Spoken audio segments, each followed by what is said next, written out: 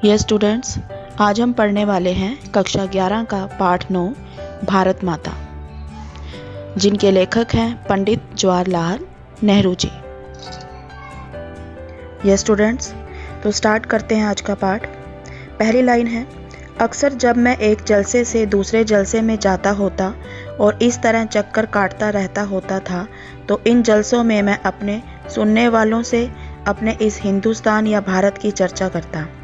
अब first line में जलसा जो है वो क्या होता है, समारोह होता है। तो मैं किसके बारे में बात की जा रही है, ये पंडित जवाहरलाल नेहरू जी के बारे में, यानी पंडित जी ही बोल रहे हैं, जवाहरलाल नेहरू जी ही बोल रहे हैं कि मैं जब समारोह में जाता था, यानी कि नेहरू जी अक्सर जो थे वो भ्रमण करते रहते थे, यानी घूमते रहते थे एक जलसे से दूसरे जलसे में। उनकी चर्चा का विषय भारत या हिंदुस्तान ही रहता था।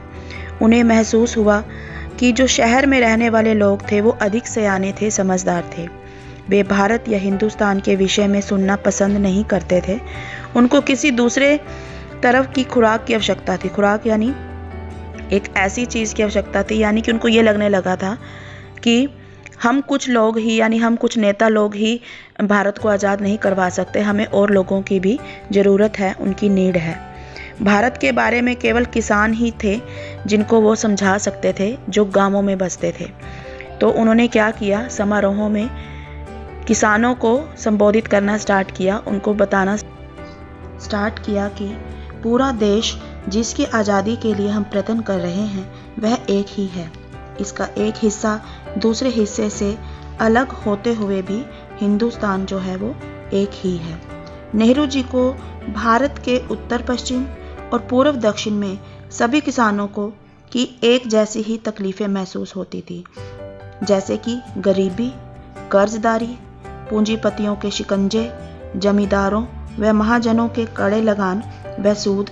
और आगे लेखक बताते हैं कि मैं उत्तर पश्चिम में खैबर के दर्रे से लेकर दूर दक्षिण में कन्याकुमारी तक की अपनी यात्रा का हाल बताता और यह कहता कि सभी जगह किसान मुझसे एक से सवाल करते हैं, यानी कि मैं कौन है यहाँ पर, लेखक। तो वो बता रहे हैं कि जब मैं उत्तर से पश्चिम से लेकर दक्षिण में कन्याकुमारी तक की अपनी यात्रा का हाल बताता, यानी कि किसानों को, वो किसी भी जलसे में जाते, समारोह में जाते तो किसानों को ही संबोधित करते थे। उनकी तकलीफ़ें जो थी वो एक जैसी ही थी सभी किसानों की। क्या क्या तकलीफ़ें थी, उनकी गरीबी, कर्जदारी, पूंजीपतियों के शिकंजे, जमींदार, महाजन और कड़े लगान और पुलिस के जुल्म, ये सभी बातें जो थी वो एक साथ गुथी हुई थी, बंधी हुई थी उस ढूंढे के साथ जिसे एक विदेशी सरकार ने हम पर लाद रखा था, और इनसे छुटकारा भी सभी को हासिल करना था। मैंने इस बात की कोशिश की कि लोग सारे हिंदुस्तान के बारे में सोचें और कुछ हद तक इस बड़ी दुनिया के बारे में भी, यानी कि शहरों के लोग तो समझदार होते हैं, लेकिन किसान जो थे वो अपनी गरीबी और पूंजीपतियों के शिकंजे से दबे हुए थे, जिसके हम एक जुंज हैं। जुंज मतलब कि एक खंड है, एक भाग है हम एक हिंदुस्तान का। मैं अपनी बातचीत में चीन, स्पेन, अबसीनिया, मध्य यूरोप, मिस्र और पश्चिम एशिया में होने वाले कश्मकशों का जिक्र भी ले आता। यानी कि लेखक जो थे जवाहरलाल नेहरू जी, वह कभी एक स्थान से दूसरे स्थान पर घूमते ही रहते थे, अक्सर भ्रमण करते रहते थे। तो उन्हें ये लगता था कि शहरी लोग जो होते हैं वो समझदार होते हैं, वो इन चीज़ों को समझ लेते हैं, लेकिन जो हमारे किसान लोग हैं, जो गांवों में बसते हैं, उनको ये सब बताना, उनको अपने साथ जोड़कर हम आज़ादी की लड़ाई बहुत अच्छे से लड़ सकते हैं। तो वो जब भी समारोह में जाते थे या रैलियां निकालते थे तो हमेशा किसानों को संबोधित करते हुए यही समझाते थे, यही बताते रहते थे कि मैं कहाँ से कहाँ तक घूमा हुआ हूँ और क्या क्या मैंने चीज़ें देखी हैं भारत में घूमकर, क्या क्या मुझे तब्दीलियाँ नज़र आई हैं।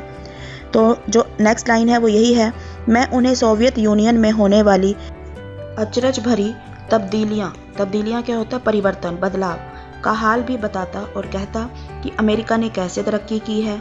यह काम आसान नहीं था, लेकिन जैसा मैंने समझ रखा था वैसा मुश्किल भी नहीं था। इसकी वजह यही थी कि हमारे पुराने महाकाव्यों ने और पुराणों की कथा कहानियों ने, जिन्हें वे खूब जानते थे, उन्हें इस देश की कल्पना करवा दी थी।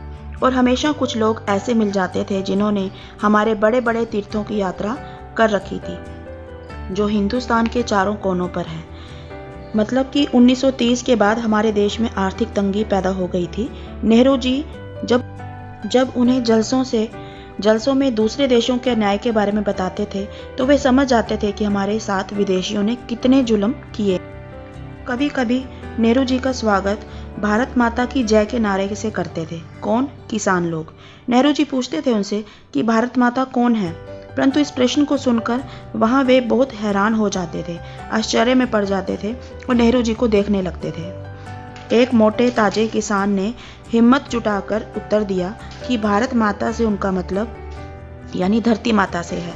कभी कभी लोग कहते हैं आप ही उत्तर बताइए, यानी कि किसान लोग नेहरू जी की बातें सुनकर इतने आश्चर्यचकित हो जाते, इतने हैरान हो जाते थे कि वो जो पूछते थे वो उनका आंसर नहीं कर पाते थे।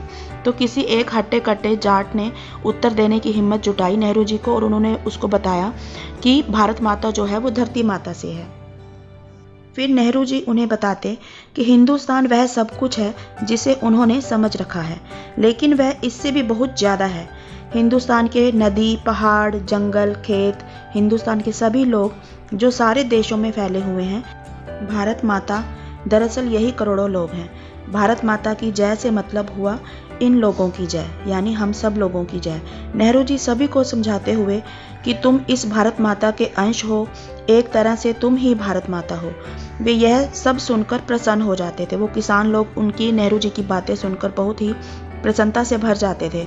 उन्हें यूं लगता मानो उन्होंने बहुत बड़ी खोज कर ली है, यानी कि हम भारत माता की जय के अंदर आते हैं। तो इन चीज़ों से प्रसन्न होकर किसान लोग अपने आप को बहुत गर्वित महसूस करते थे, यानी उन्हें अपने ऊपर गर्व होने लगता था कि हम भारत माता का ही अंश हैं। यानी कि इस पाठ में नेहरू जी कहते थे कि हिंदुस्तान में रहने वाले सभी लोग, नदी, पहाड़, जंगल, खेत, सब कुछ भारत माता के अंतर्गत ही आता है। जो कुछ हमें हिंदुस्तान में रहकर महसूस होता है या जो कुछ यहाँ विद्यमान है, यह सब जो है भारत माता ही है। ये था आपका पाठ भारत माता। आई होप स्टूडेंट्स आप सबको बहुत अच्छे से समझ आ गया होगा। Thank you.